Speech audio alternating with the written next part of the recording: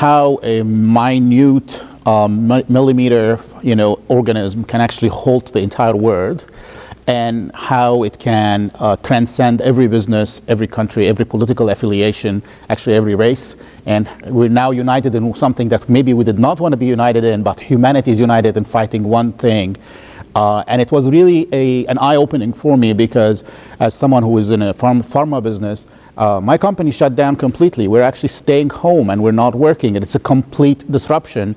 Sameh was telling me this morning, while you're traveling, I've actually been grounded for most of you know that I travel quite a bit. I've been grounded for almost a month now. I have not seen an airport. I'm not complaining. Probably Heba and Sophia are, but I'm not.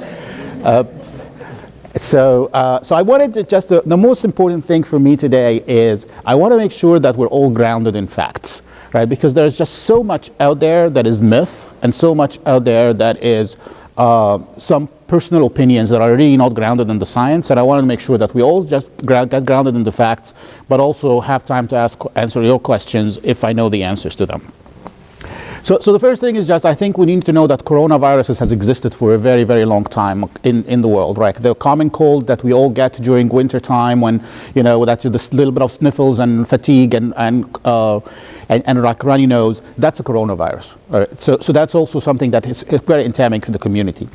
What is unique about the COVID-19, which is, by the way, means coronavirus disease 2019, that's kind of how the WHO decided to name it, that's where the COVID-19 came from, is that it has jumped from animals into humans. And what does that mean? It means that our immune system has not seen it before, and it has not developed any immunity against it. So it is trying to kind of, it's all new. So anytime you see a new virus, it becomes your immune system is going to react, right?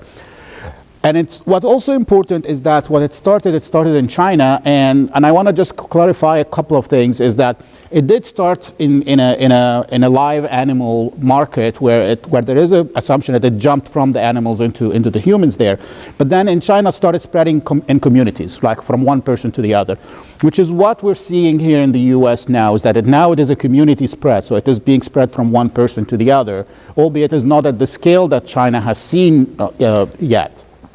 And that's why we're going through all this mitigation, as you hear it from WHO and so forth.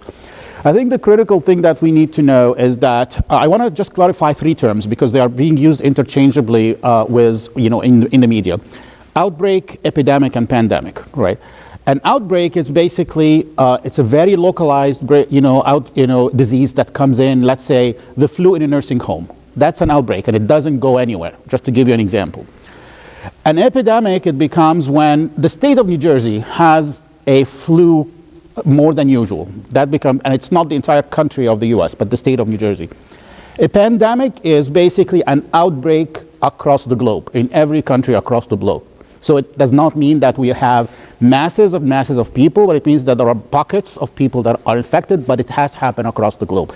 So I just want to clarify those terms, because they have been used interchangeably. And pandemic is not like the end of the world. We've had multiple pandemics before. We had flu pandemics. We had the plague was a pandemic. And we go through the cycle. The swine flu was a pandemic. We go through a cycle, and it just basically, it reaches a steady state. The most important thing that we need to know is that if you get exposed or infected by the coronaviruses, about 85% of the people will be just fine. They may not have symptoms at all, or they will have very mild symptoms like shortness of breath, cough, and fever are the primary three symptoms for coronaviruses. So cough and fever are the most common. Shortness of breath is the least common. For the studies, especially in China, and remember this is new, so what we know is very limited, right? For the literature and the medical literature about the patient who got sick in China, most of them had dry cough and fever. And then there was, so the sneezing was not common, the runny nose was not common, so the typical symptoms that you see with a cold was not common in China. So I just want to, so dry cough and fever should raise your kind of alert, about this. As I said, 80 to 85% will have those mild symptoms that will take its course, it will go away like any viral disease. And then you'll be back to normal, like after a cold, you get back and everything is normal. I think what's really more important are people who are at risk, about those 15% that are at risk for very severe disease. And I'll explain what severe disease is. Severe disease is basically people that would go on to develop a pneumonia or have an infection of their lung from this. And that's what is called a severe disease. So how do you know about if the person has a severe disease? If they are short of breath, very short of breath, if they have blue lips, or if they have a little bit of changes in their mental status. That is, like they're not thinking, they're not themselves. And you know they are exposed or they travel to the place that there. So these are the symptoms that you just need to be watching out for. It is really important to understand that most people that got those severe symptoms were either older population, so people that are above 60, or they have what we call other illnesses. And the most common thing, they have heart disease, they have lung disease, and they have diabetes. So these are the three areas, these are the three diseases that you really need to kind of watch out for. Of course, if you are immunocompromised or you are taking chemotherapy for cancer or something like that as well. And that is why the CDC actually came out about a week and a half ago and said advise older patients, older people to stay home and not go out because they are at very high risk for this. And the reason for this is not because they are worried about them getting infected. You need to understand the public health context of this is that if all the people get infected at the same time, we don't have actually infrastructure to be able to take care of them in hospitals. So we don't have enough ventilator, intensive care units. If you start seeing a bolus of patients coming into very sick, coming into this. And so now that's very important for us, and that's why each and every one has a role in this. That's why we're staying home now, is that we're trying to say, well, I can't get the population infected all at the same time because I don't have the healthcare capacity to be able to take care of them.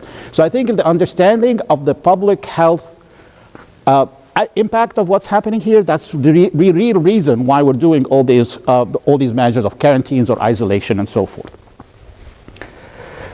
So we talked about the symptoms. We talked about the most important thing then now is how do you protect yourself, right? I think we're social distancing, which is exactly what we're doing here. That's the term has been floating around on the internet. Is basically you want to try to keep at least 6 feet between you and other folks. Not your immediate family, of course, if you're living with, we are living with our families. But that does not mean that you cannot go to the grocery store. It does not mean you cannot get in your car and drive somewhere. It just means when you're out there, just keep your distance from other folks. And I cannot impress enough that washing your hands, if you have OCD about washing your hands, that's the time to use that, right? Wash your hands as many times as you can. It's even more impactful than the hand sanitizer. So if you have access to soap and water, just wash your hand many, many times. The 20 seconds rule, twinkle, twinkle, that we tell our kids when we're teaching them how to wash their hands, is actually an important thing because you really want a constant wash and make sure that you get between your fingers and all of this, just really hand washing. If you can't have access to washing your hand with soap and water, then you can use the hand sanitizer. But I just want to highlight that you have to use a hand sanitizer that is 60% alcohol or more because there are things on the market that are less than that and they are not effective. So that's why I go back to the hand washing piece. So look at your hand sanitizer, at your Purell, look at things and just make sure it is 60% alcohol or more. That's the most important thing. And then obviously if you're sick, stay home. Just please stay home if you're sick. There's really no reason, just isolate yourself. And there are two terms that you're gonna hear out there. Isolate means a patient that is sick that we're basically isolating him from everything else. Quarantine is patient that got exposed, someone that got exposed, and they voluntarily basically stay at home, but they are able to move around a little bit. So just there are difference between these two things. And then obviously if you are taking care of someone who is sick at home or you get diagnosed at home, then please wear a mask and the patient should wear a mask. So if someone is sick at home, they should wear a mask and the patient that's taking care of them should wear a mask. There is no reason for the public to wear masks. There is really no reason for the public to wear masks. For one thing, it doesn't really prevent the transmission that effectively. The second thing is that you're depriving people that are sick, that are able to, really need them to be able to get them because obviously they're off the shelves. All right, so now that we talked about the clinical things, I want to just highlight a few things that are not necessarily more clinical, but more social that we need to think about. I think one thing that we need to think about, we've already talked about it here in the context of the church, is the stigma. Like, because people start labeling people, you would start having, I've already had incidents where if somebody's from China, he's denied, for instance, to go and get, and kids getting bullied at schools and so forth. There have been some reports on that. So I think we just need to kind of reframe this to ourselves. This is, as I said at the beginning, this transcending each and every one of us. It has nothing to do really with being from a particular part of the world. It has nothing to do with particular faith. It's just really affecting us all the same. The second thing that I feel is very, very important is what we're seeing in the grocery stores right now, right? We've seen this whole, like, almost like there is, like the plague is coming or something like that. Like everybody is getting there, and I don't know what's up with the toilet paper piece. I have no idea, for instance. It just doesn't make any sense to me. But I think it just highlights something. First of all, it highlights the anxiety that this world has. The second thing is that how much we believe in the materialistic things, right? I mean, and the message, and you can imagine, we're going to talk about kids. Again, we're not thinking about others, we're thinking about ourselves, right? Because we're going and saying, I'm going to be bunkered down in my house for 2 months, so I'm going to get everything that I can to keep in my house. But how about every other house? If you think about it, I think that goes. We'll talk about what to tell our kids, but also think about the message that this sends our kids.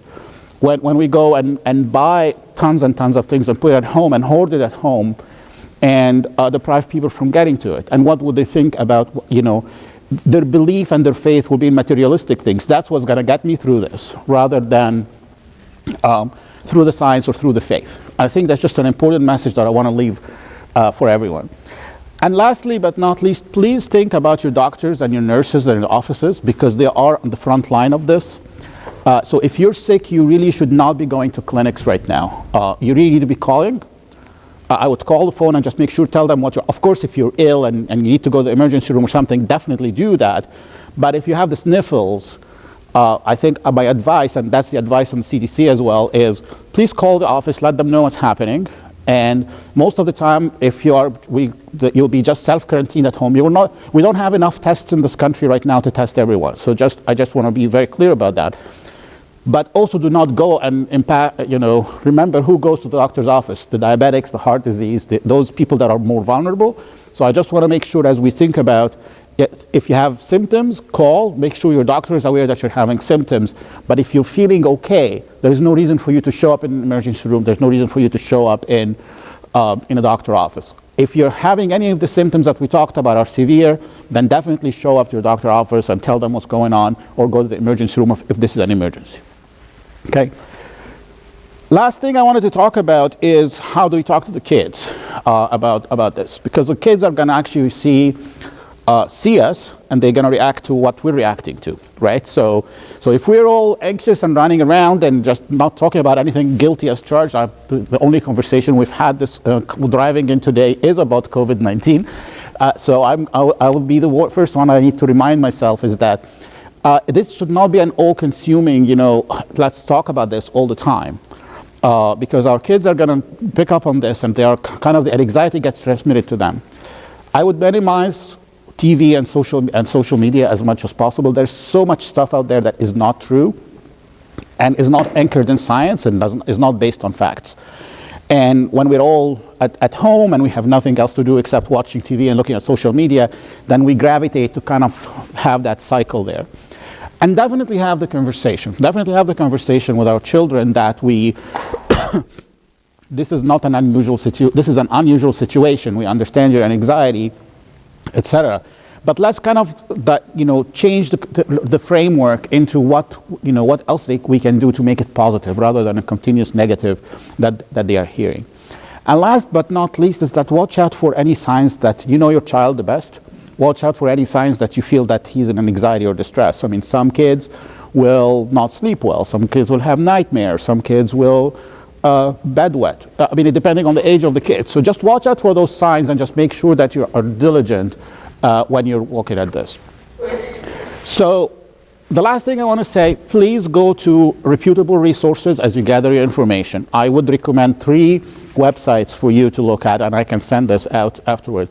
The CDC website, the WHO website, And actually, the New Jersey Health website is actually very, very good and has good resources for us locally here in New Jersey. So with that, I'm trying to do this very fast because of everybody's cold. I'm gonna stop and see if I can answer any questions. I mean, if you are a carrier of the virus, you're a carrier of the virus, and the virus will take its cycle, even if you don't get symptoms. It's about 4 to 14 days, depending on the person. So that's why the quarantine period is 14 days, which is the maximum. But this washing, this is a complete myth. That's what I think we have to do something. No, absolutely. I think you're absolutely right. And those times is that the kids that are dependent on school food and things like that. I mean, thankfully, this is not something that we think about every day, but for them it is a crisis. The other thing that I just want to let people is that Meals for Wheels, for instance, because since we grounded all our elderly people in their homes, there is a lot of pressure on them to be able to deliver meals at their homes, and because they can't go out and they can't go to the grocery store. So that's another organization that needs a lot of help. Sure, go ahead. I don't know if this person is exposed or not, but I don't know if I've been around it. Should I go into work when I'm washing my hands? Should I still be concerned I'll catch the virus, or should I wash my hands going into work that I won't catch it as long as I'm washing my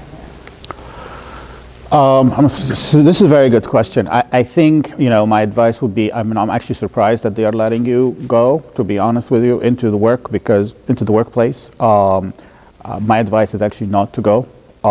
And of course, if that's a mandate, then wash your hands as much as possible. But if there is always an index case in the workplace, the advice has always been for people to stay home. How long does the virus stay alive in the air and droplets? So it's a good question. It's coronavirus. We don't know about this particular virus yet. The coronaviruses in general, depending on the humidity, depending on the temperature, they can be in the spaces between a few hours to like 2 or 3 days. So it is, and it's not like usually most people will get infected from a droplet infection, which what we call is that if you got exposed to someone that coughed or sneezed or something like that, but you usually will not get infected from something that is like on a surface. But as a precaution, I would Lysol and clean up all the surfaces as much as possible all the time. But it does stay between hours to, again, depending on temperature. But this one, we don't know yet. Is it true that it started from a guy eating a bat? Say that again? Is it true that it started from a guy eating a bat? It's not true, but it did start from the bat. So it's a little bit. Let me just give you the science behind that, right? So bats and us and humans share a lot of coronaviruses in general. Like a lot of coronaviruses, as a species, we share them. This virus is not known to human, but it's known to the bats. And bats actually, this is how it got transmitted. It got transmitted from the bat to the snake. And the snake is what's actually got infected the people in China. So that's how that happened. So it's not like somebody ate a bat and got infected from it. They eat the snake. They do eat the snake, unfortunately, yes. Yes? Can I create a virus in my lab? Well, say that again? Can I create a virus in a lab? Yeah, you can. You can create a virus in lab, but I don't think that this one is created in lab. Why this one is different? That's what my question. Because, as I said, this one is different because we have not seen it as a human species before. So we don't have any kind of immunity to it at all. Yeah. Just one last question, because I know it's chilly in here, but if I'm exposed to someone who was exposed, does that make me exposed, or do I have to have direct contact with someone who tested positive?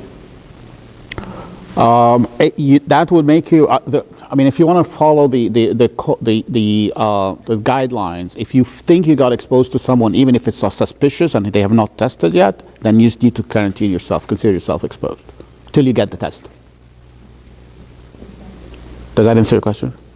Yeah, I mean, what if they're showing no symptoms? Let's say person A is positive. Yes. Person B was exposed to them, but is showing no symptoms at all, and I was exposed to person B. but they're showing no symptoms, but they're perhaps self-quarantined. Does that make me, should I also self-quarantine? You need to get tested. I wouldn't self-quarantine, but I would get tested. Okay. Yeah. Okay. Is there one more that affects the virus? We don't know yet because, again, this is the new virus. So in general, coronaviruses and upper respiratory viruses that tend to have a seasonal peak. So they would peak during the winter and spring, and then during summer and fall, they would kind of have a low cycle. I think people are assuming that this is going to happen with the coronavirus, with the COVID-19. We just simply don't know. It's too early for us to tell right now. But I can tell you, actually, China and Hong Kong and Singapore are now seeing quite a decrease in the number of new cases and transmission now. So it looks like what happened is that they had their peak and they are now kind of coming down from an infectivity standpoint. And to answer the question about the vicious virus, I think what's unique about this virus is most viruses actually transmit one-on-one. Like you would have one person would transmit it to the other. This virus is actually 1 to 2. So it means like one person can usually will infect 2 people, and that's why that's why we're all quarantined and sitting in our homes. Sure. Okay. Thank you. All right, so I just want to go ahead and read for you the statement from the Archdiocese. It was sent out yesterday. During these trying times of pandemic, we are grateful for God's constant protection of the Church and the entire world. As we work together to overcome these challenges and care for those in need, we remain faithful in our Almighty God, His abiding love and care for His children, and His presence within the Church, the Ark of Salvation. In view of the current coronavirus disease, COVID-19 outbreak, and in keeping with our responsibility as Christians to care for our brothers and sisters throughout the world, we're closely following the guidance and recommendations of the Centers for Disease Control, or CDC, and other public health authorities. Accordingly, the Coptic Orthodox Archdiocese of North America and the Coptic Orthodox Diocese of New York, New England, have implemented the following protocol in an abundance of caution, with the safety of our congregations and our broader communities in mind, and with an aim to mitigate the spread of COVID-19. Number 1, liturgical. Although all non-liturgical services have been immediately suspended in all of our churches until further notice, we're especially blessed and thankful to be able to receive the life-giving mystery of the holy body and the precious blood of our Lord Jesus Christ, the medicine of immortality and the cornerstone of our Coptic Orthodox Church since her inception by our Lord Jesus Christ. During this time, the faithful are encouraged to use caution when attending liturgy and are urged to use prudence through appropriate social distancing. For example, when greeting one another, you're asked to greet without touching, as during Pascha week. If the elderly will attend liturgy during this time, they are encouraged to do so during weekdays when attendance is expected to be lighter. The faithful are requested to bring their own personal head coverings, personal corpals, and water bottles. Number 2 is limited services. In lieu of suspended in-person meetings, agape meals, spiritual days, retreats, etc., each church shall implement interactive online tools to provide teaching and spiritual fellowship. And number 3, for the most up-to-date information on hygiene, please visit the CDC website. As part of these precautions, please note that members are required to stay home and seek medical attention if they are sick with any symptoms, for example, fever, pressure in the chest, shortness of breath, or coughing, and additional ones that we just heard about. Additionally, please exercise good hygiene, which includes coughing and sneezing into your elbow or a tissue. Avoid touching eye, nose, or mouth, as viruses can transfer from hands to bodies, and wash hands frequently with water and soap, and especially after coughing, sneezing, or using tissues. You heard the Twinkle Twinkle Little Star one. I heard someone also on Facebook saying you should do Our Father who art in heaven when you wash your hands. So just do it for 20 seconds nonetheless. Okay? We will stay in close communication over the coming weeks regarding updates and any changes in plan. Please continue to communicate with your local priest regarding any questions or concerns. As you may know, today, Sunday, March 15th, has been declared a National Day of Prayer for the current circumstances. Let's all unite in constant prayer for the recovery of the world. our nation, and all the sick, especially those who are infected with COVID-19. We ask for the protection of our Lord upon all humanity, and that each person respond with a repentant heart. So that was the statement from the Archdiocese. What does it mean for us here at St. Anianus? As you're experiencing this morning, we'll be praying, God willing, here in the Ark, Sunday liturgies until this season passes, because of the need for social distancing. Praying in the chapel is not an option. Hotels are not a good place to be right now, or an ideal place to be, because of the amount of traffic that's going in there, and a lot of other schools and whatnot that we would normally rent from are closing their doors. So this is our best option for the time being. So please be sure to bundle up, dress in layers, extra socks, especially feet get, I know, cold, gloves, all of that. Please bundle up. Number 2 is we'll be having no hospitality meal. Afterwards, that'll be suspended indefinitely until, again, this season, God willing, passes. Number 3 is, again, bring your water bottle. This was kind of a repetition from the Archdiocese statement. Please bring your own water bottle, head covering, and the communion corporal or handkerchief. As far as social distancing goes, it's not just during liturgy, but I think in general, providing one another space and respecting the space that others have. I know that for a lot of people, it's kind of like a joke. Guilty as charged. I was one of them about a week ago about the need for social distance, but now we need to respect that. Even if it's not something that you're personally concerned about, once again, respect the other and understand that we have a role in mitigating the spread of this specific disease. Number 5, as you already heard, if you have any symptoms, stay home. Please do not come to church. Seek appropriate medical attention on that. If you need, if you are home, and if you have tested positive, obviously if you seek positive medical attention, you'll need to be quarantined. If you're sick with any other sickness though, and I'm asking you to stay home, I'm happy to come to you and still pray for you and do the unction of the sick for you, or anoint you with the oil of the sick. Number 6 is virtual meetings. We will be implementing an online Sunday school and Bible studies and whatnot using technology. Both Sharif and Tarek are working on a plan.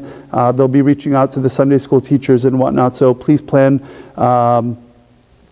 keep an eye out for emails and contacts with regards to that. And last but not least, each time we gather together, whether it's for liturgy or any other reason, I'll be asking you to submit your name and number of persons in your party to that phone number that I provided to you, just so if there is an exposure here, anyone who was attending at that time would be notified of that.